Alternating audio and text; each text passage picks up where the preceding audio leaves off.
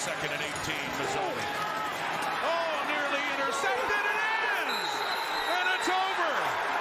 They waited an extra year, and even regulation wasn't enough for Winnipeg. But they finally got it done. The Blue Bombers were the best before the CFL was put on hold, and the Blue Bombers are the best now. Back-to-back Winnipeg Grey Cup champions 2021. What is up, my friends? And welcome to another edition of the XFL Weekend Review. I am your host, Mark Perry, editor of XFL News Hub. And on this week's show, you just saw it. Congratulations to the Winnipeg Blue Bombers. They took the Grey Cup from my Hamilton Tiger Cats. It was a close game. And then towards the end, it seemed like I thought Hamilton would have it. And then things started to kind of shift. And then we went into overtime. And then there you have it. In overtime, exciting game, exciting season. It was fun to watch the CFL this year, to get into it with CFL News Hub. Mark Cast was there at the Grey Cup. Definitely want to go to a game next year. We're really excited about the future of CFL News Hub and the CFL. A lot of interesting stuff. A lot of stuff to be able to report, bringing on new people. So that's what we're doing there. But the CFL season is officially closed. And on this week's show, CFL Commissioner Randy Ambrosie talks about the XFL. We have his comments from the press conference they had with the media a couple days before the Grey Cup. Plus, XFL personnel are evaluating college talent. We'll get you out that story as well, plus some USFL news and, of course, some fan-controlled football news. Again, who we are XFL Weekend Review Podcast. If you want to be part of the show, email podcast@xflnewshub.com with your thoughts, or record an MP3 or video on your phone, and we'll play it on next week's show, or leave a voicemail. 888-430-7692, extension 3. And remember to leave us a review on Apple Podcasts. We'll read it on the show. We're on Stitcher, Audible, Player FM, Spotify, Google, anywhere you get podcasts, anywhere. Also, watch the show live every Monday at 8 p.m. on YouTube, Facebook, Twitch, and Twitter. That's right. We are broadcasting live now on Twitter. I'm not sure how that's going to go or broadcast. I've never tried it before. It's kind of a beta thing, I believe, with Twitter. So we're live on Twitter as well, kind of figure out all that stuff. And the timeline, as of today, December 13th, 2021, we are 481 days from kickoff to the XFL season. Remember that timeline we talked about a little while ago?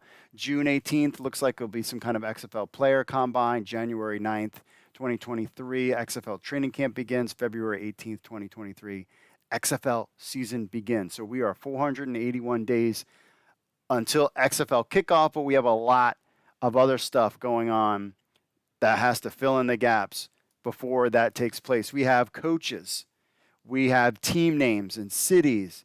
That's all got to come. Television contract. Those are the three things we're looking forward to now: is TV contract, coaches, cities and teams, logos, and coaches. That's what's coming. Could happen this week. Could happen next week. Who knows? Maybe it won't happen until June. I'm actually going to say it definitely won't happen. Now that I think about it, I don't think we'll get teams until after January, because they're not going to announce the teams. Maybe they could announce the cities, but not the teams. But maybe they don't want to do that. They want to have that store ready to rock and roll. So maybe we won't get that until sometime in January with the XFL teams. So on this week's show, we'll hit a couple news and updates you guys. We'll check out some social media. And that's it. We'll have some fun in the chat, just like we always do here every week. And, of course, get to your social media stuff. So without further ado, folks, let's just get into the week that was the XFL. Andy, when you entered into the discussions with the XFL a few months ago that ultimately didn't amount to anything, there was a lot of speculation amongst colleagues that there was discussions like fundamental changes were on the table, whether it was 4 downs, whether it was changing the CFL calendar to become more of a spring league, whether it was a merger. And so I'm wondering, was there interest within some of the governors to have major structural changes to the CFL? And if not, why ultimately was a decision made to keep the CFL pretty much, the same fundamental league? Well, I'd start by saying that I think the conversations we had with the XFL group were very positive. They're a very nice group of people, and there was a real thoughtfulness to the way they approached our discussion with them. And I'd like to say and think that we did the same on our side. And we talked about everything. We talked about what it might look like if we were to come together and all of those things. I'll go back to answer the question more specifically about what is or was or wasn't on the table and what is or isn't on the table is a group of governors today that want to grow this league, that have now, I think we've really popped the cork on an opportunity to think differently than perhaps we have in the past, to look at all issues, but not through the lens of solutions first, but through the lens of principles first. What is it that we want to accomplish? What do we want our game to look like? How do we make our game safer for our players? What kind of changes what type of change? So once you answer the principled questions first, you get an opportunity to think about the solutions that might follow. And I'm really happy to say that we've got a group of governors that I think, frankly, are supported by the fans that want to see us do everything we can to help this game to reach its full potential. So that, in part, speaks to the quality of the conversation that we had with the XFL. It was about how do we do this? What might we do? What would it look like if we did this? What are all the things that we might do together? And it's all the things you raised and a whole bunch more. In the end, we agreed it just didn't feel like the right time in that moment. They wanted to get on with the business of thinking about starting their season in 23. We have a league that's had a long and storied history and a great future in front of us, and we decided to part company as friends. And I think that's how it unfolded. Randy used the expression, change the things we have to change. Can you identify some of the things that you have circled in that manner? And is Genius putting any money into this operation, and does Genius have a relationship in any way with the XFL? Terry, we are not, by a decision we made jointly with our friends. We're not going to talk about the terms of the deal. What I can tell you is the majority of the investment they're making in our league is technology. Technology and service is the biggest contribution to this new partnership, which is one of the reasons why we're so very excited. Are they doing business with the XFL? I don't know, to be honest with you. We haven't asked them that question. We know they have a relationship with the NFL, 400 sports leagues around the world. As I said, I think the long list includes the Premier League in the UK. It includes the PGA, and the list goes on and on and on. But Terry, I honestly don't know if it includes the XFL. All right, so there you heard Randy Ambrosie talking about the relationship with the XFL and CFL, kind of things that this isn't new to any of us, but they parted as friends, essentially learning from each other. So as much as media types believe that the CFL talks and XFL talks were a waste of time for both leagues, clearly it was not at all. The CFL announced a major partnership this past week with Genius Sports that will, quote, accelerate growth and broaden reach of the CFL in existing and new markets.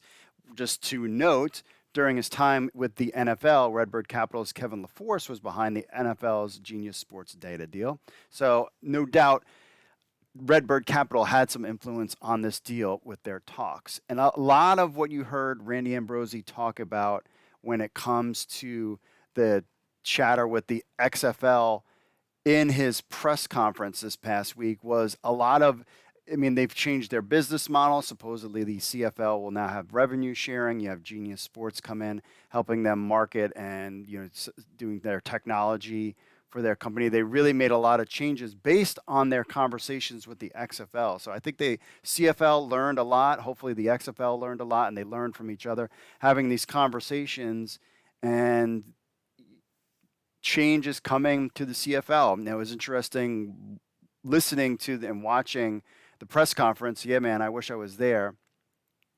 But I wish a lot of people were just like, how can you make the league better? How can you make the league better? And he kept going back to this partnership with Genius Sports. One of the things you need to realize too, and it was interesting this past week, is that the knock on the CFL is that their audience is a lot older, and that is no doubt. I mean, we've seen it in our data that it's older.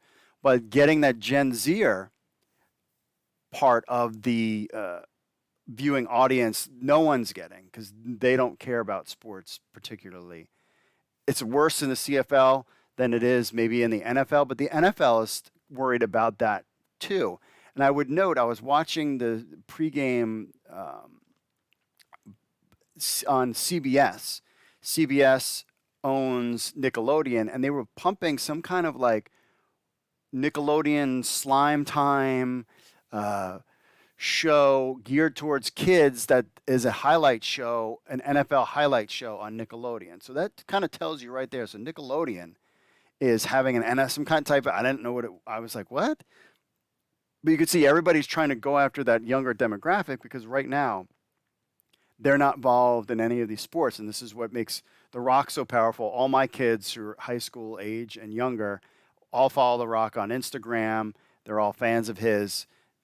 He has that connection, so that's a huge thing that The Rock can bring to the XFL, is bringing that young audience. I've talked about it before, why maybe the USFL, or why there could be something with the NFL and XFL in the future because of that connection that he has. And influencers are huge right now. They make a lot of money, and they move merch, and they reach out to audiences. So, but all in all, I was really happy to hear about Randy Ambrosie's change and the things that they're coming with the CFL. Hopefully it's just not talk, that it's action and actionable. The Grey Cup was a lot of fun, and covering the league was a lot of fun. I watched more games in my lifetime of the CFL this past year than I ever did in the history of anything, because I never even bothered to look at it. And it was fun. And I love spring football. I love the leagues, that aren't the NFL. Probably more so than I like the NFL. I like watching the NFL too, but I'm more interested in these other leagues, clearly. But that was Randy Ambrosie saying that the XFL has parted company as friends with the XFL. Does this leave anything open in the future? I don't think so. I think that game between the XFL and CFL has been put to rest. He's said that multiple times.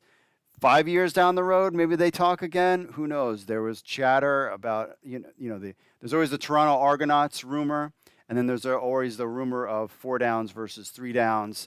That's to be debated amongst them over the offseason. I doubt they make any changes. But we'll have to find out what kind of influence Genius Sports has, and their influence the XFL had in talking with the CFL this past season.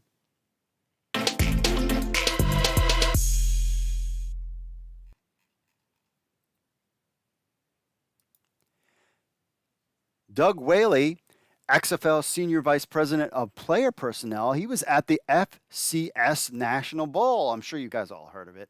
No. The 7th annual Spiral FCS Bowl All-American All-Star Game was on December 12th in Daytona, Florida. Quote, the FCS National Bowl is an annual postseason college football all-star game consisting of the top players from college football FCS schools. The inaugural FCS National Bowl was played in December 2014 at FIU Stadium and moved to Daytona Beach Stadium in Daytona, Florida in 2016, which is the home of SCS Bethune-Cookman football. The National Bowl and FCS Bowl All-Star Weekend are for non-FBS schools has been the only games of its kind to attract numerous NFL and CFL scouts. Add to the list XFL scouts, because when you look at the picture, you find out who was there in attendance. I saw, when I will click through the picture, there's the first thing that I saw, but guess who is in attendance there? None other than, sitting there in the background, Doug Whaley is there amongst a bunch of others, players, probably who knows who some of these other people, but you could see him in the back there. Doug Whaley in attendance at this The XFL is hitting the ground running and starting to take a look at personnel. They have their combine, as we have said before in our timeline, coming up January 9th. Oh, I'm sorry, June 18th, 2022 is their player combine. So clearly they are going to get to start working on that now and looking at players, talking to people, getting the word out. There no word about if there was any USFL people there. So I want to point that out. You can see it, of course, Doug Whaley there. He was part of the original XFL 2.0 era and was brought back for 3.0 era. One thing that Jake Henry had pointed out, that XFL scouts were in Daytona for this thing. One is Doug Whaley, another one has not been revealed. This was revealed almost a month ago, and no one saw it because East Preps posted this about November 13th, saying, excited to have 2 scouts from the XFL, including the senior vice president and former Bills GM. So he was in attendance there, and that was out there in November that he was coming there. Also, some other pictures from the event you can see there. We should be seeing more XFL personnel at these types of events, and we'll keep an eye on that as the XFL season builds up. And based on our timeline released by Danny Garcia, of course, we know that the combines are in June, so it is time to start looking at talent, and it's time for the XFL to start talking about players.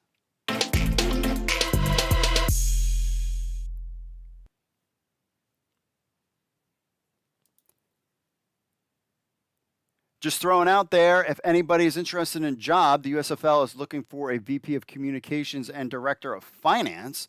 So as the USFL begins to build up the 2022 season, a search on Fox Careers reveals the league is looking to fill 2 positions right now, and they're based in Alabama. So that news is coming soon. Maybe not this week, but I believe by the end of the month, we will hear the full story about the USFL and Alabama, the hub home, of course, of the 2022 USFL season.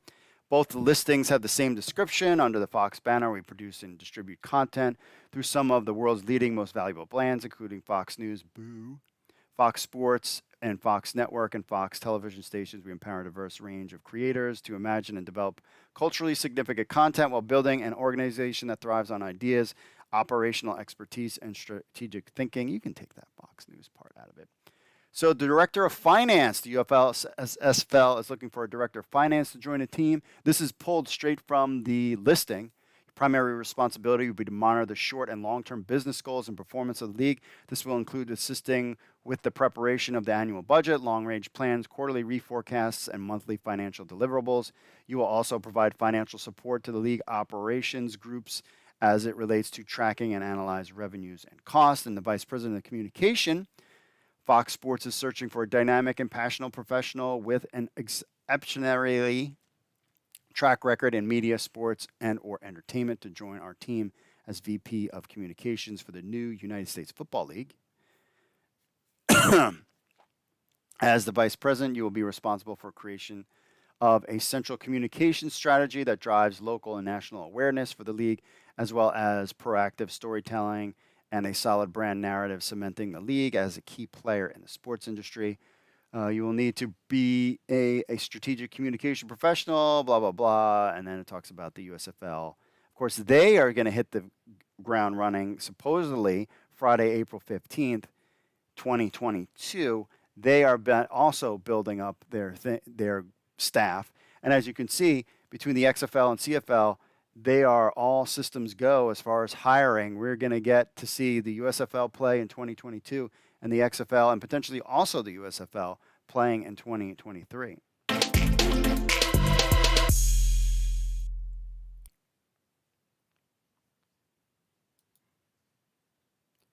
So the USFL is looking at college transfer players and having a younger overall league. So Neil Stratton of Inside the League hosted 4 guests to Zoom calls last week. The sessions were designed for aspiring scouts and football professionals. Around 30 or 40 people participated.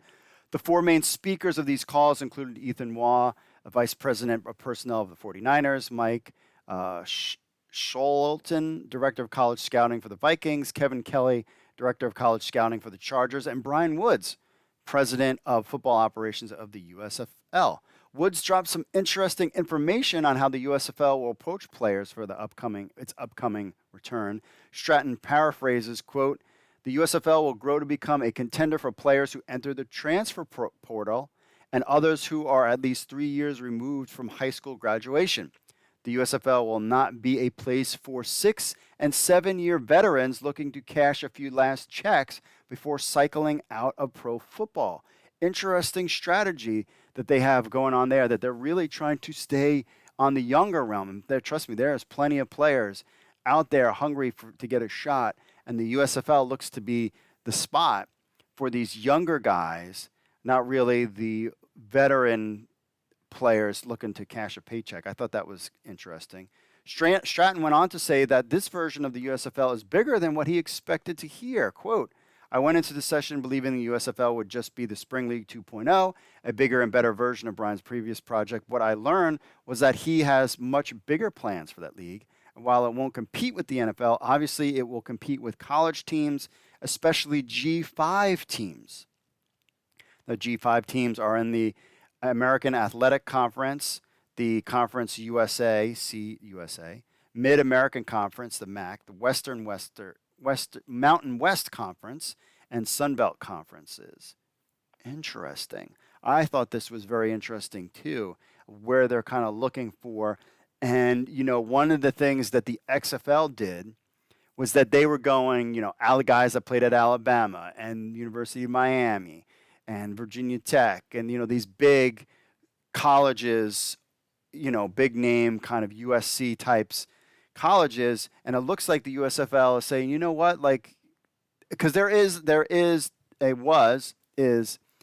a bias certain respect where I felt like the XFL and I don't know about really the AAF, but I certainly say the XFL was just kind of picking players that had played on these major schools and not really giving opportunities for these guys at they're still big time colleges, but kind of on that little bit of a lower level and giving them opportunities to perform as well.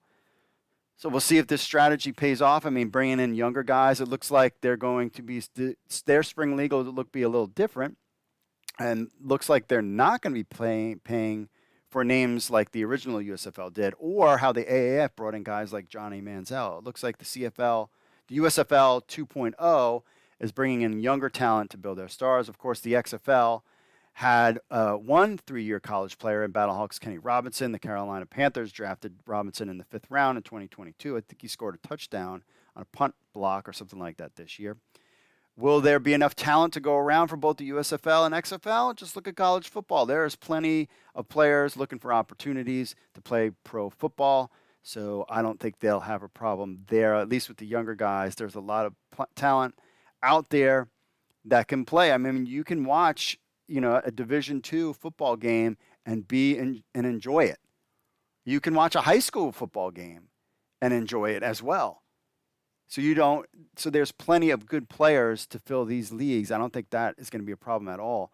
And hopefully the problem will be for the USFL and XFL is competing for players and pricing each other out is something that it could be a problem, but finding players I don't think will be a problem.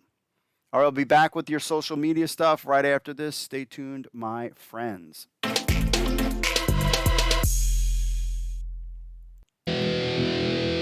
What's up, XFL Army? If you're a fan of the XFL News Hub and you have a telephone, which I know all of you do because you're sitting there playing on your phones all the time, then why not download the XFL News Hub app? That's right, it's on iTunes. It's on Android. We have an Android version and an iPhone version of the XFL News Hub app. So what do you get? You get the latest news from XFL News Hub, the premier source of XFL news in the universe. Plus, you get push notifications when we have breaking news. You will be the first to know. You can leave a comment on some of the news right from your phone. Plus, you get this podcast on your phone as well. Remember, you can leave us reviews on the Google Play Store or iTunes. It links to other social media accounts, and so much more. Be in the know. I know you're on your phones. People are on their phones all the time. They never get off their phones. So why not just download the XFL News Hub app? on your Android or iPhone today. All you need to do is go to the Google Play Store or iTunes and just type in XFL News Hub. That's XFL News Hub. Download our app on your phone today. The Fan Control Football Tryouts are here. Begin your legacy with the disruptors of professional sports.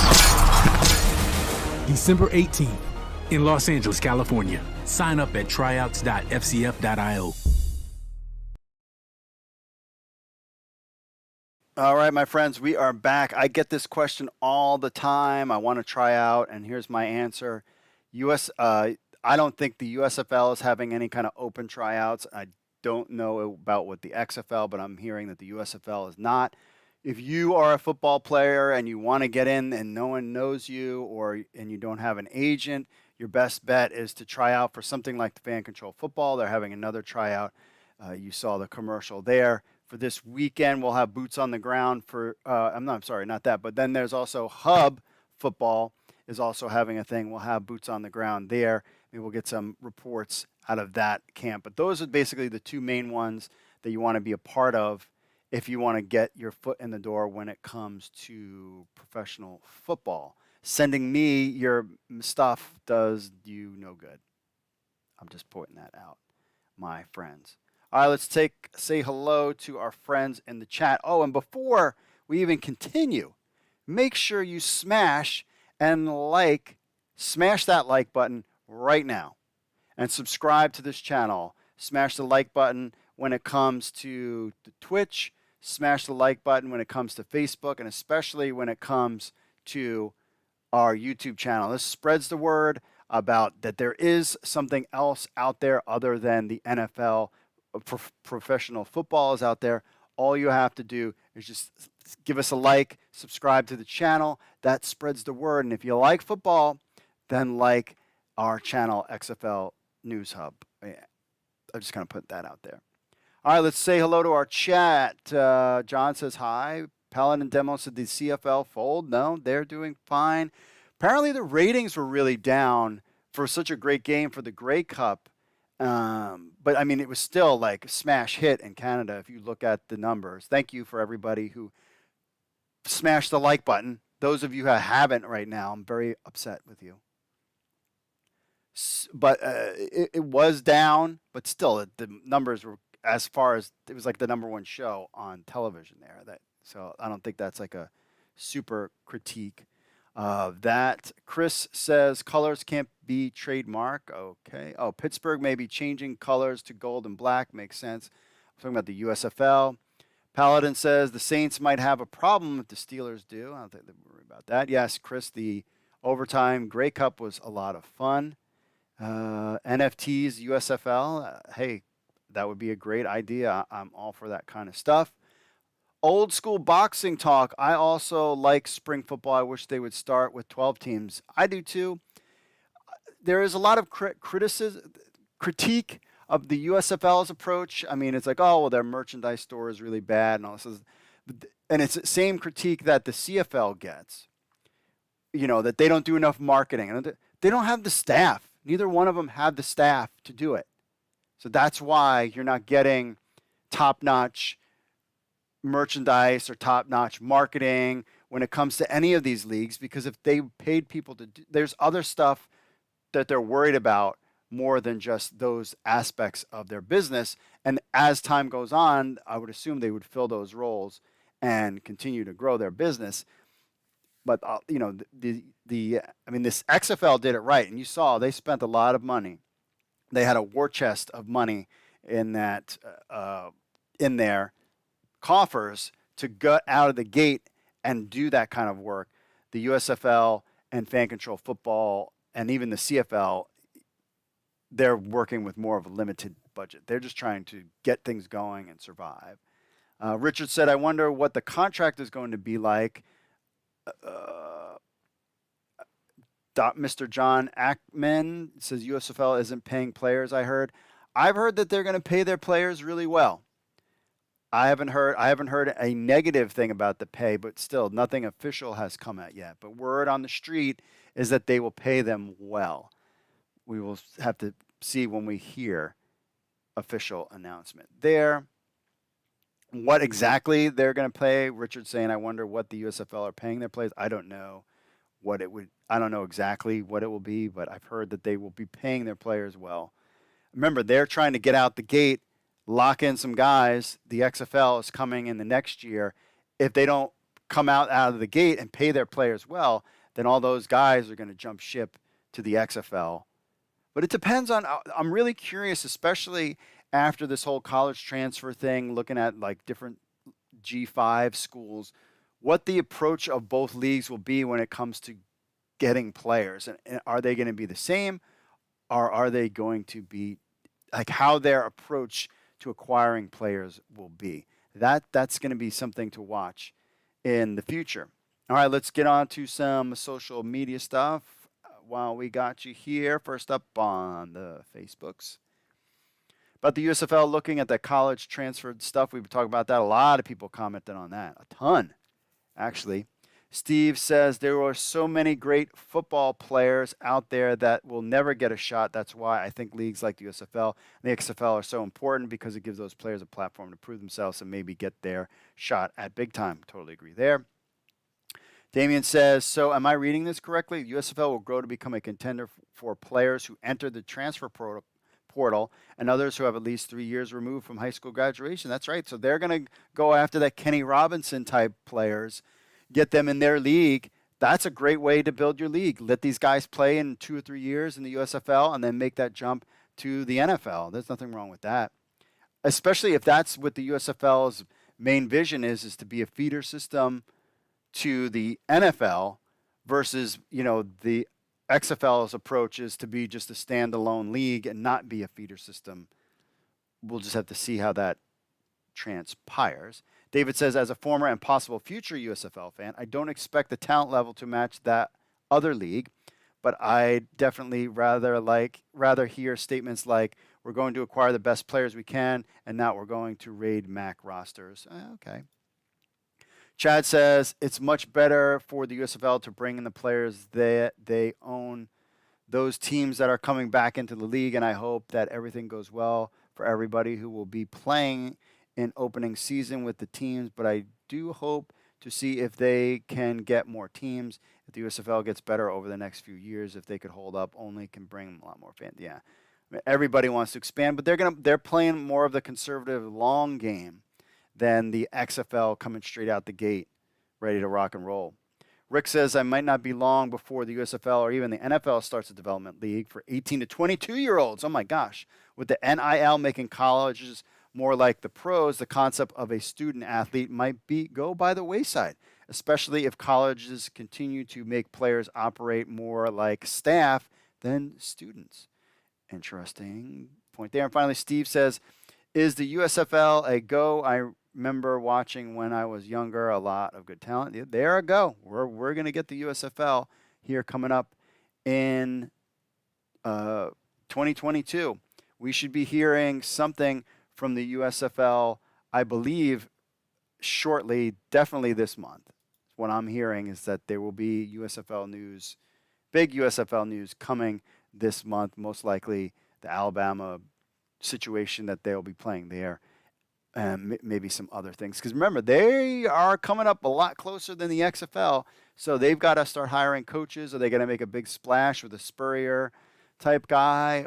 They're going to grab some June Jones. Are these guys on 2-year contracts, 1-year contracts? There's a lot of stuff going on behind the scenes, and it's all just going to start coming out. It's going to be a lot of fun. I'll tell you that, my friends. On to the Twitter. Nick says, talking about the college transfer, says, reply to the article, not sure if there's enough talent to supply both the USFL and XFL, but as a consumer, I'll give my attention to the USFL. Good. I think everybody should. If you're an XFL fan, you should definitely check out the USFL. I mean, you can be a XFL homer if you want, but the USFL guys, just like the AAF, when the AAF, I did not watch the AAF. I was just about to kind of start getting into it, and we weren't even covering it all on XFL News Hub because I was like, all right, we're going head to head. But a lot of people that watched the AAF kind of came into the XFL and was like, oh, this is a good player, because he played in the AAF and I watched him.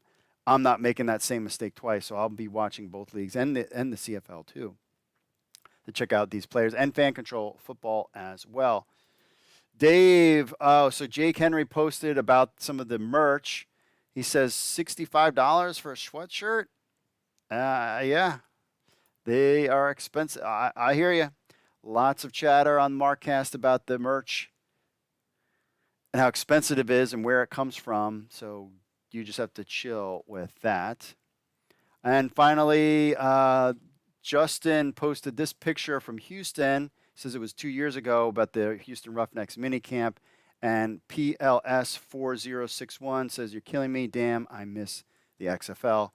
We do too. Miss it. On to the YouTubes. Let's see here. DJP say it's about time we get some info exciting from the league. Yes, totally. Nothing official, but just slowly kind of building, which is something that Jerry Cardinals had said in that interview back a couple months ago. Michigan Panthers had the best logo. That's Theodore King. Oh, no. Tampa Bay Bandits, my friend. You don't know what you're talking about, Tampa Bay Bandits. Jose says if you're going to cover arena football, you'll need to cover the IFL and the NAL. Oh, man. Maybe someday. We're just trying to get to cover these leagues. And Theodore also says moving Toronto to Halifax is a terrible idea.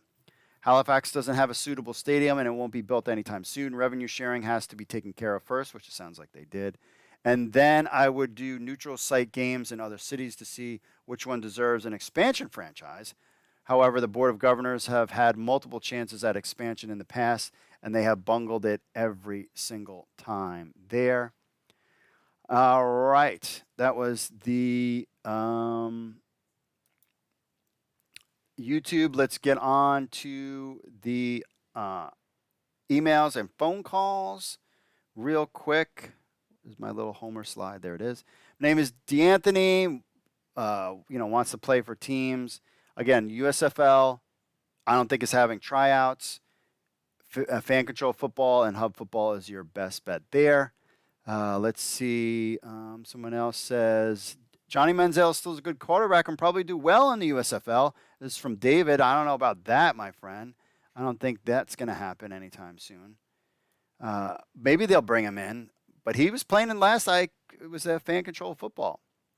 Gary says, good evening, Mr. Perry. I caught a couple of your podcasts on XFL News Hub. Cool. And must say that you produce an insightful and entertaining product. Thank you. My name is Gary. It would be an understatement to merely profess that I look forward to the next iteration of the USFL. The fact of the matter is I am beyond excited. I'm a 60-year-old writer disguised as a coal miner. Cool. I have never totally recovered from the demise of the original USFL, particularly because of the decision made which caused it to fall by the wayside. I appreciate your contribution in providing information relative to the USFL, information that you seem to be first individual to break. I look forward to taking in your future podcasts from you. Oh, thank you very much. Incidentally, I'm a past future Stallions fanatic, and my intentions are to pursue journalistic opportunities to cover them and the league in 2022, a bucket list sort of endeavor. Thank you for your time, and keep up your outstanding work. It's first-class stuff. Gary, my friend Gary, I have no problem, and I will reach out to you. We're always looking for writers, people who are hungry, that want to cover the product, and we could certainly gear up for this USFL. We have some guys covering some things, but we're always looking for hungry writers. We are still suffering from our loss of Josh a couple months back. He was such a big contributor to XFL and CFL News Hub, so we're always looking for writers to help us out. All right, let's get to a phone call, shall we? Hey, so I love listening to the show, and I got a pure theory, and maybe I'm thinking this, like I'm watching a Marvel movie or anything, or something like that. But is it possible? You know how the XFL is launching in 2023, the XFL is doing the hub cities in 2022 this upcoming year. Is it possible the reason they're doing that hub city thing is so if when the XFL announces their team, that they have the flexibility to adjust, because since these teams in 2022 are all going to be in one location, it wouldn't be that hard to change a name or a location, I would think, since there would be no stadium rents being made and that sort of thing, and there's actually no official team office, to my knowledge, in those locations. Or if I'm just dead wrong about all that I've just said, just let me know. I try to keep up with it as best I can. I'm like everybody that listens to this.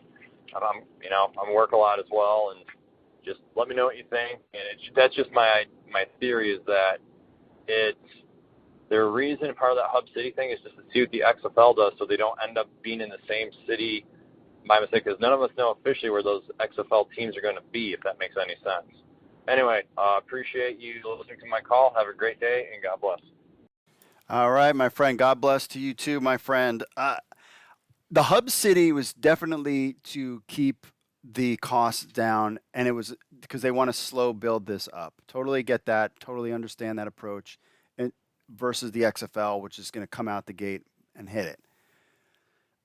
I believe that the fact that the USFL didn't go after some of these other cities, I think if you look at the USFL on the map, their cities are close together. They're going to want to keep things close together to keep that travel cost down. So you don't want to have a team in New Jersey have to fly all the way to Los Angeles and stay in a place that there. So that's why they're trying to keep the cost down and keep the teams close by each other. But these guys all talk to each other. They all know each other. The circle, I've heard from multiple people that this football world circle that we're in is a small one, and everybody knows everybody. And I am for sure that they've had discussions about, hey, this is where we're going to put teams, and this is what we're going to do. You know, you have the Stallions, or not the Stallions, but you have the Gamblers in Houston. You've had the XFL with their issues with their Houston logos, and the interest that we reported out before this, kind of when the XFL closed its shop, that they were looking at San Antonio at that time as a potential move or franchise. Remember, the XFL, when they originally announced their cities, they wanted to stay away from AAF cities. So this is no knock on San Antonio. Why didn't the XFL come to San Antonio? Because you had a team in the AAF. Why did they go to San Diego? Because you had a team. Now those teams are gone. That might make a shift in, the Orlando had a team. That's what the XFL. I have a feeling if you see the Vipers and the Roughnecks move and the XFL keeps those original 8 teams, I would love to see them add 2 new ones, but I wonder if they'll just keep it safe and just keep with the 8 as they follow this timeline. I do see there's something where they're not crossing over and competing head-to-head in these markets. I mean, except for New Jersey and New York, but that's still a big time. It depends on where they play in New Jersey.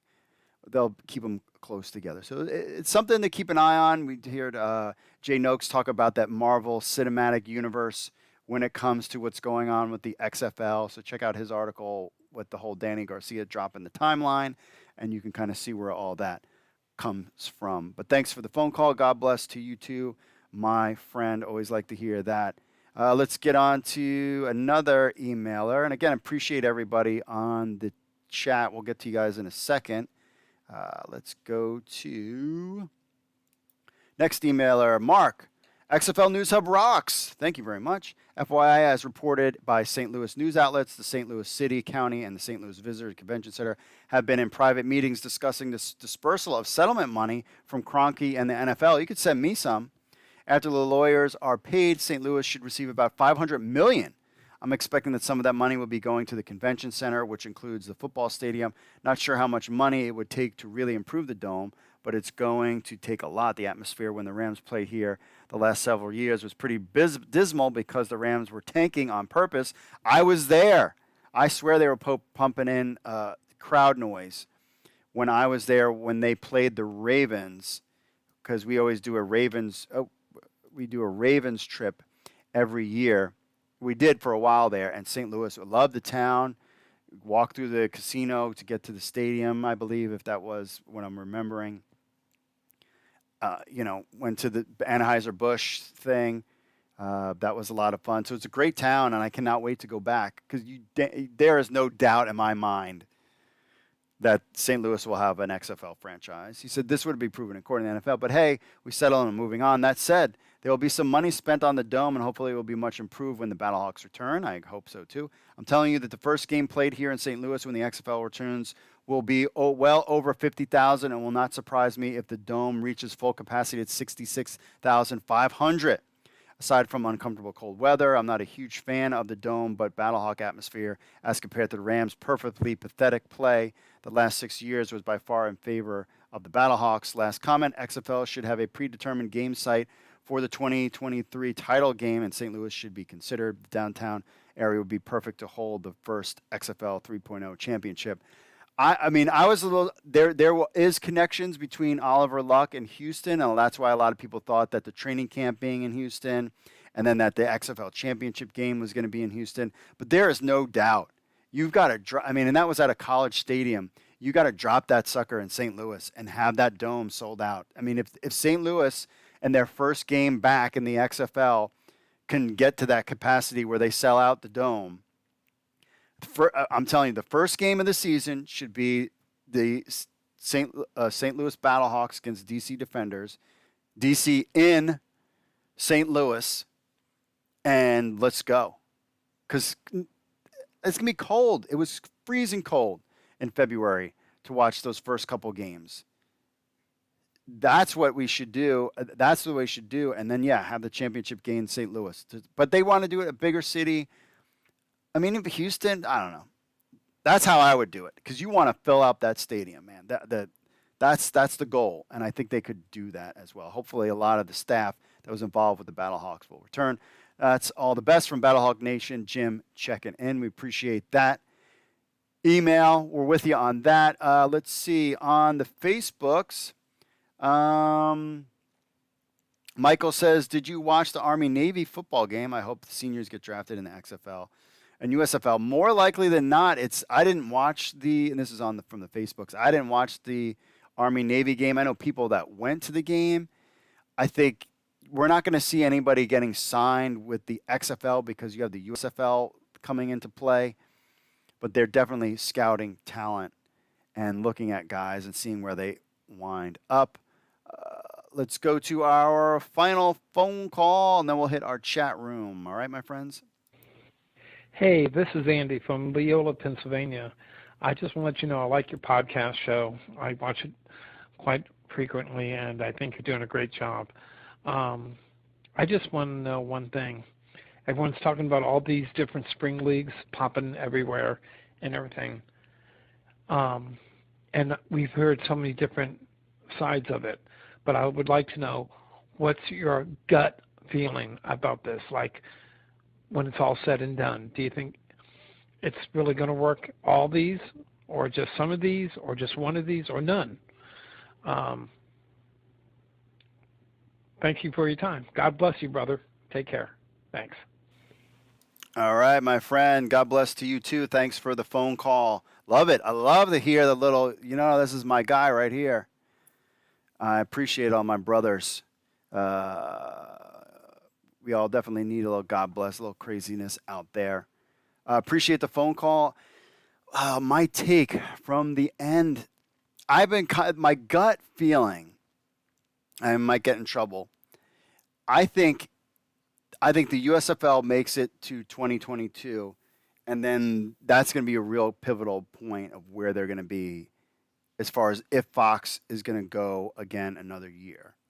That's going to be the telltale sign. The XFL will then come in. If the USFL can make it this 1 year, and it was like, hey, this is a hit, we're ready to rock and roll, we're all excited about year two, and year two, happens, that there's no issues with, the financial aspect of it, and they just, that really depends on what the USFL. If both leagues are strong after 3 years, I think at that point they would need to look at each other and talk about a merger. There's no reason for you guys to continue to go head to head, even though they're playing at different times of the year. The XFL is the beginning, then the USFL comes in after that. There's no reason to go head to head, because the way to make this game work, and you don't want to be stuck kind of like the CFL with their 9 teams and stuck with 9 teams, sometimes 8 teams, throughout their history over the last 30 or 40 years. you want to be able to grow in different markets, and then you're going to be both leagues in the end of the day want to grow to 16, 20-something teams. They're not going to be able to do that if they're competing in the same market. Now, as a football nerd, let me ask you this question. Here's the question of the week. If there was, this is a great question, and I'm writing it down. If there was a XFL and USFL team in your city, would you buy season tickets for both? I'm writing it down. That is the question for next week. And that's something that I think these leagues would love to hear your guys' opinion about. Would you buy season tickets if the DC Defenders and the DC Boston Terrier dogs, because I got my Finn, my dog, is sleeping next to my feet. If you got the DC Boston Terriers would be awesome. Well, I would just do it if it was Boston Terriers. But if they had two leagues, would you pay? I don't know if I would. Let me know what you guys think in the chat. Well, that'll be our question for next week. Let's get to our friends in the chat real quick. Let's see. Chris says, let's see. He says, MLF, he's talking about all these other football leagues. Paladin said, nothing wrong with younger players. Keep things OG. Paladin says, FCF still going on? Yes, absolutely. Fan Control Football is here. We're hearing maybe April. They were going to start their season when the USFL, I don't know if they'll go head-to-head. Remember that Fox and NBC, that name has come up multiple times, is going to cover the USFL. NBC also has Fan Control Football. We will see how that goes. And we're covering Fan Control Football. You have no doubts about that. They're going to be playing at the same time this year in April, so it'll be a lot of fun to watch that. Let's see. Sandusky Bro says the CFL will hurt over this. I mean, there was a lot of rookies in the CFL. You know, one of the problems with the CFL was that they had to lower the players didn't make as much, so they'll make more money next year. I'm really curious, will these guys jump ship at the CFL because that was the only option at the time? Will they come down to the USFL and play in the USFL, or will they stick around in the CFL? I don't think any big names from the CFL will come to the USFL. Not in this year. I don't think any big names. Maybe you get one or two or three come to the XFL. That I'm not sure. Remember, the USFL might not want these older guys anyways that have played in the CFL for a while. So there's so many ways this is such an evolving thing of spring football as it builds from now as we get going with these.